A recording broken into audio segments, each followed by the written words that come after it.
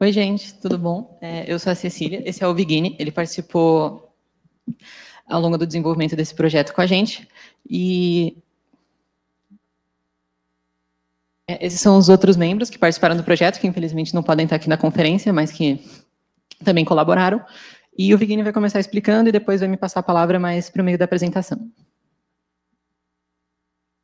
Bom, boa tarde, pessoal. O meu nome é João Pedro, eu estou aqui com a Cecília, como a Luísa já introduziu, e hoje a gente vai apresentar a SpellNet, que é o reconhecimento de fingerspelling em tempo real para múltiplas línguas de sinais.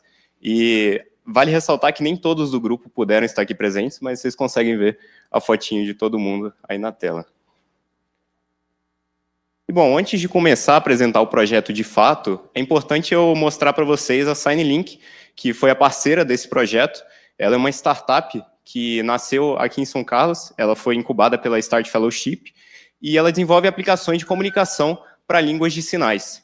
E esse projeto ele é fruto da parceria entre o Raya e a SignLink para o desenvolvimento de uma plataforma para o reconhecimento de fingerspelling. E, para quem não sabe o que é fingerspelling, é o ato de você soletrar uma palavra em línguas de sinais, igual, por exemplo, eu fiz agora com a palavra Raya em Libras, por exemplo. E, bom, eu gostaria de começar perguntando para vocês o que vocês fariam se vocês quisessem aprender uma língua de sinais hoje? Não precisa responder agora, eu imagino que isso não seja uma resposta muito direta, porque, primeiro, a gente não tem materiais muito difundidos por aí, a gente não tem um certo estímulo para o aprendizado de línguas de sinais hoje. Além disso, a gente tem um baixo investimento, principalmente aqui no país, e também a gente... Acima de tudo, a gente tem barreiras de aprendizado, no sentido de que não é toda hora que a gente vai ter um especialista do lado para dizer se o gesto que a gente está querendo fazer está certo ou está errado. Só que, se vocês quisessem aprender um novo idioma, eu imagino que vocês podem ter pensado no Duolingo, né? E, seguindo nessa lógica, como é que seria um Duolingo para línguas de sinais? Se a gente tivesse isso, a gente poderia, basicamente, resolver vários dos problemas que eu elenquei para vocês agora. E a gente poderia, primeiro, a gente teria a chance de estimular melhor o aprendizado de Libras, não só de Libras, mas de outras línguas de sinais, porque, para quem não sabe, a gente não tem uma língua de sinais universal, a gente tem cerca de 300 línguas de sinais ao redor do mundo, e nesse projeto, por exemplo, a gente tratou da Libras e ASL, que é a American Sign Language, que é a língua de sinais americana. E, bom, para isso, a gente definiu alguns objetivos, e o principal deles é treinar um modelo de machine learning para identificar e classificar esses gestos que a gente está fazendo. Então, por exemplo, aqui a pessoa está querendo soletrar a palavra Raya, na nossa plataforma ela vai digitar a palavra que ela quer soletrar, e aí, letra a letra, o nosso modelo vai validando as letras que ela está fazendo. Então, por exemplo, a pessoa aqui, ela acabou de acertar o R e o A, aí falta ainda o I e o outro A, e aí ela vai validando letra a letra. Só que se a gente tiver só um modelo, tipo um super modelo, não vai ser suficiente, porque a gente precisa também de uma interface intuitiva, que ela seja amigável para o usuário conseguir ter mais facilidade de aprendizado. A gente também precisa de um feedback em tempo real, nosso modelo ele tem que ser eficiente para dar uma resposta na hora. E, por último, mas não menos importante, a gente precisa também saber lidar com variáveis de ambiente, porque eu posso estar usando uma blusa azul, só que outra pessoa pode estar usando uma blusa rosa, ou uma pessoa pode estar usando, por exemplo, acessórios na mão, ou esmalte. Então, o nosso modelo ele tem que ser capaz de generalizar tudo isso. E, bom, para isso a gente estabeleceu uma metodologia que ela é baseada em 3 frentes principais. A primeira delas é a interface visual, o pipeline de dados, onde vai ocorrer o pré-processamento, normalização, para colocar no tamanho certinho de input para o modelo, e também a modelagem e treinamento do modelo. E aí, para a interface visual, o que a gente vai ter como input, a gente vai ter o vídeo do usuário, que é a webcam dele, então ali ele vai abrir a webcam em tempo real, e ali, frame a frame, com o OpenCV, como se a gente estivesse tirando várias fotinhas do vídeo dele em tempo real, a gente vai capturando esses frames e vai mandando para o nosso back-end, onde vai ocorrer a normalização e o pré-processamento desses dados. A gente também vai aplicar o MediaPipe Hands, que, para quem não sabe, o MediaPipe ele é uma biblioteca da Google, que tem vários modelos de IA que vocês podem brincar com eles, e um deles é a detecção de gestos, que eles fazem várias marcações na nossa mão, que auxiliam o nosso modelo a classificar o gesto que a gente está fazendo, ou melhor, a letra que a gente está querendo fazer. E mais para frente a gente vai mostrar como é que são essas marcações, vocês vão conseguir visualizar melhor. E aí, por fim, a gente vai ter um feedback lá no front-end, o nosso modelo ele vai fazer a detecção e vai dizer se a nossa letra está certa ou errada, vai ficar verdinho ou vermelho ali, dependendo do sinal que a gente fizer.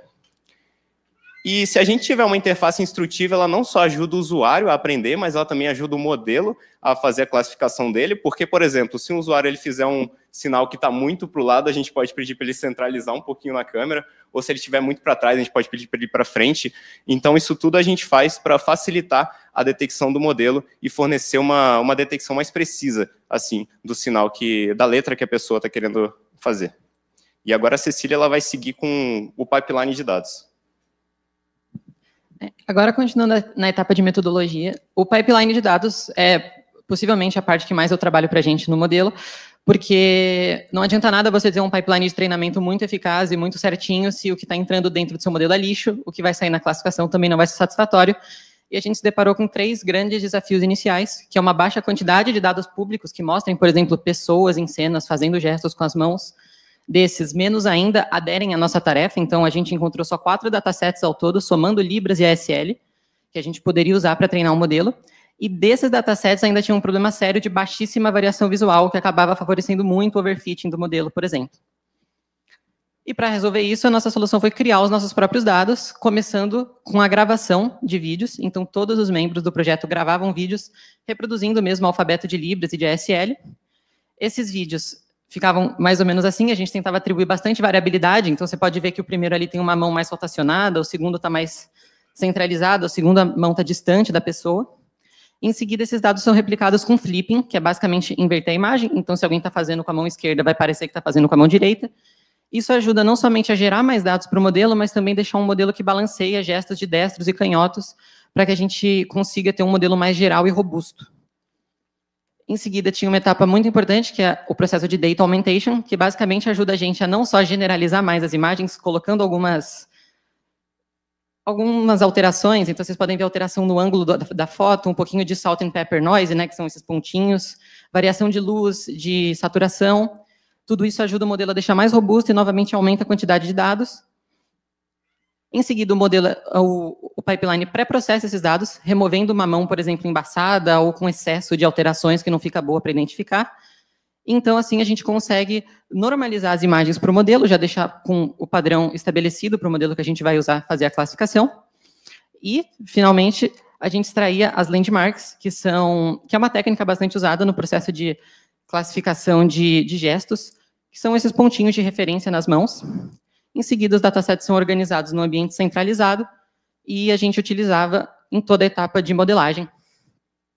Bom, a etapa de modelagem começou inicialmente com a gente escolhendo a arquitetura, que foi a utilização de CNNs, né, redes neurais convolucionais, porque já são bastante consolidadas para tarefas de classificação de gestos no geral e extraem características muito relevantes para essa tarefa, tipo profundidade, contorno, entre outras. A gente começou fazendo testes com algumas arquiteturas de referência, no caso EfficientNet, ResNet e a MobileNet. E só uma introdução rápida, a ResNet ela é um pouco mais focada em acurácia e robustez, ela é bem mais pesada, enquanto a EfficientNet e a Mobile são mais leves, e a MobileNet é especialmente focada totalmente em desempenho. Nos testes iniciais que a gente desenvolveu, a ResNet acabou apresentando uma piora significativa em relação aos outros 2 modelos, uma dificuldade de se adequar ao nosso caso de uso, e isso somado com o fato dela já ser um modelo muito pesado, e a gente está tratando de um aplicativo que pode ser usado até em celulares, por exemplo, a gente resolveu descartar. E para comparar a EfficientNet e a MobileNet, foram conduzidos novos testes sobre dados mais ajustados e, como não apresentou diferença significativa, seguimos com a MobileNet por ela ser mais leve. Bom, para o treinamento, efetivamente, a gente optou pela abordagem de Feature Extraction, que é basicamente quando você tem esse modelo já pré-treinado, no nosso caso com o ImageNet, e a gente aproveita essas camadas congeladas para extrair generalização do modelo e apenas treina camadas novas, adequando a nossa tarefa. E acaba generalizando melhor do que fine-tuning, porque, como a gente disse, a gente enfrentou problemas com overfitting e o fine-tuning acabava aumentando um pouco esse risco.